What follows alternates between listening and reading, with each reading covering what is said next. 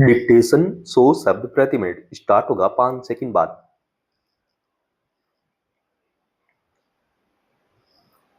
Start.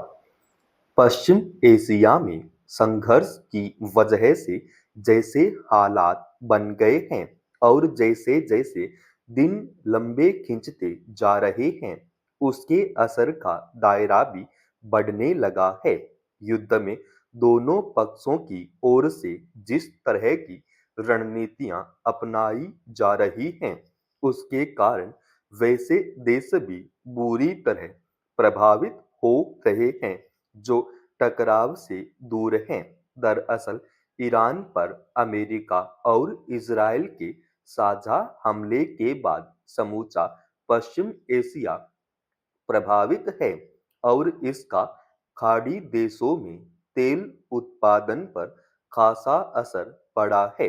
इस बीच Iran ने जिस तरह होर्मुज जलडमरू मध्य को बाधित कर दिया है, उसके बाद उस मार्ग से होकर दुनिया के कई देशों में तेल की आपूर्ति भी रुक गई है। खास तौर पर भारत में तेल और गैस की दिक्कत जिस रूप में देखी जा रही है, वह कई स्तर पर चिंता पैदा करती है। हालांकि सरकार की ओर से यह कहा गया है कि देश के पास रणनीतिक और व्यावसायिक भंडार की पर्याप्त मात्रा मौजूद है और घरों तथा वाहनों के लिए इसमें कोई कटौती नहीं की गई है। सरकार ने उपभोक्ताओं से शांति बनाए रखने और किसी भी तरह की गैर जरूरी जमाखोरी से बचने की अपील की है।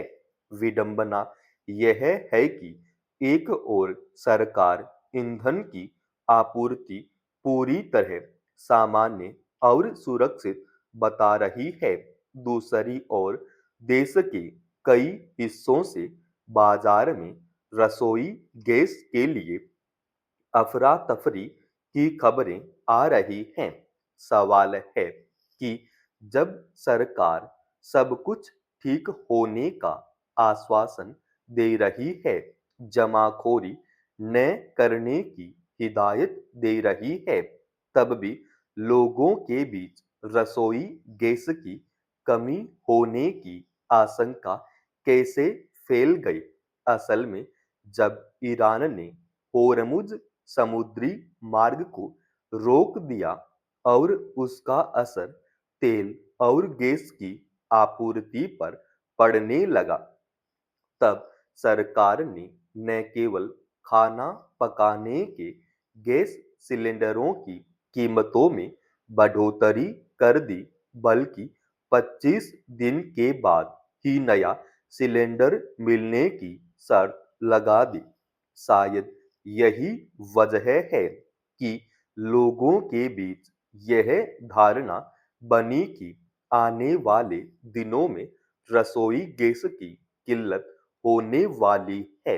इसी के बाद एहतियातन रसोई गैस के सिलेंडर लेने की एक तरह से होड़ मच गई, जिसका फायदा काला बाजारी करने वालों ने उठाया और कई जगहों से ऊंची कीमतों पर सिलेंडर बेचे जाने की खबरें आई।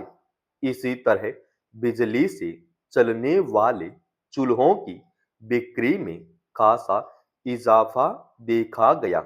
अव्वल तो यह समझना मुश्किल है कि ईरान और इजराइल अमेरिका के बीच युद्ध और उसकी वजह से उपजने वाली स्थिति का अनुमान लगाने तथा उसी मुताबिक संकट का सामना करने की तैयारी करने के मामले में सरकार ने उदासीनता क्यों बरती। अब सरकार आवश्यक वस्तु अधिनियम लगाने, जमाखोरी और काला बाजारी करने वालों के खिलाफ सख्ती बरतने की बात कह रही है। लेकिन हकीकत यह है कि रसोई गैस सिलेंडरों की कमी को लेकर लोग आशंकित हैं और कहीं इसके लिए लंबी कतारों में खड़े हैं, तो कहीं ज्यादा पैसे चुकाने पर मजबूर हैं। अगर सरकार का कहना सही है कि रसोई गैस की कमी नहीं है, तो सबसे पहले उसे देश भर में रसोई गैस सिलेंडरों की सहज आपूर्ति सुनिश्चित करनी चाहिए और अफवाहों पर लगाम लगाना चाहिए। फिर इस अनिवार्य आवश्यकता की श्रेणी में आने वाले सिलेंडरों की जमाखोरी और काला बाजारी न हो, इसके लिए उसे जन जागरूकता फैलाने से लेकर कानूनी कार्रवाई के सभी उपाय अपनाने चाहिए। इस मुश्किल घड़ी में किसी को अपने लिए मुनाफा कमाने का मौका बनाने की इजाजत नहीं दी जा सकती।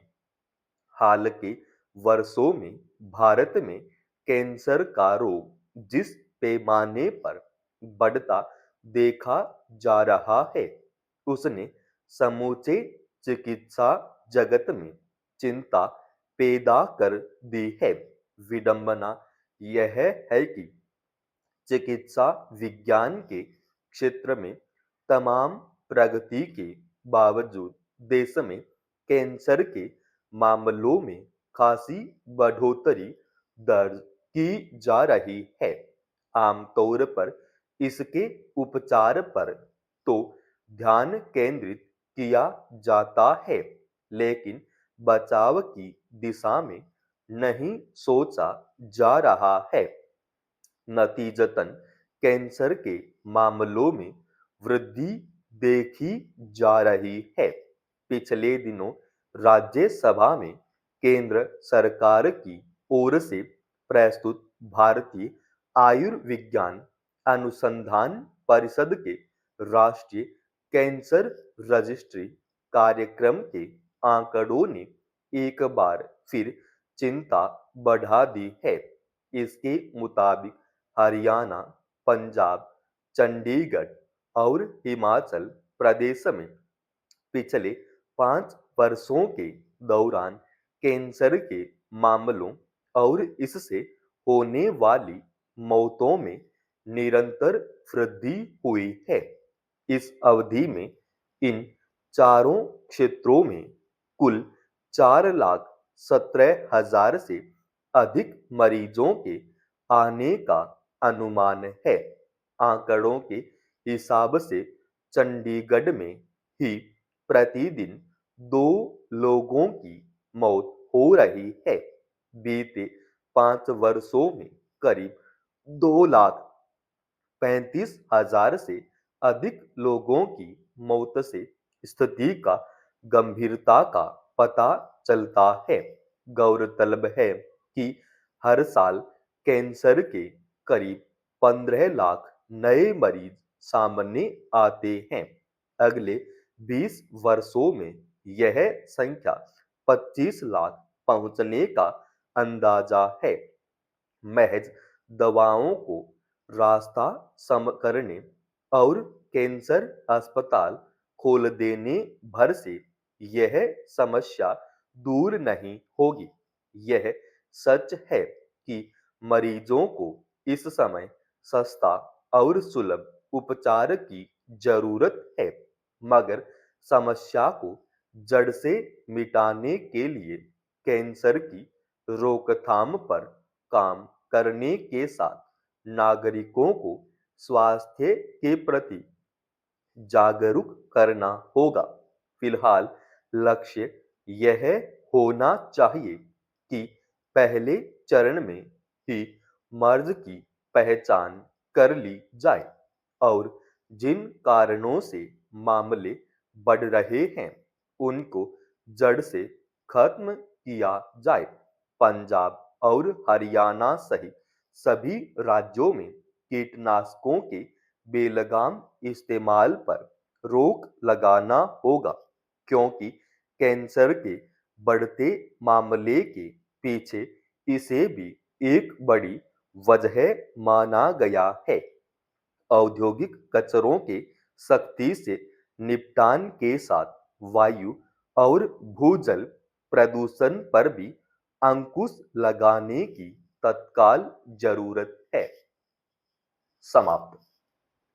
दोस्तों, रोजाना ऐसे ही एडवांस डिक्टेशन के लिए चैनल को आप अभी सब्सक्राइब कीजिएगा और आज के इस डिक्टेशन का पीडीएफ फाइल हमने हमारे Telegram channel study with H Swami पर डाल दिया है, जिसका लिंक इसी वीडियो के डिस्क्रिप्शन में डाल रखा है।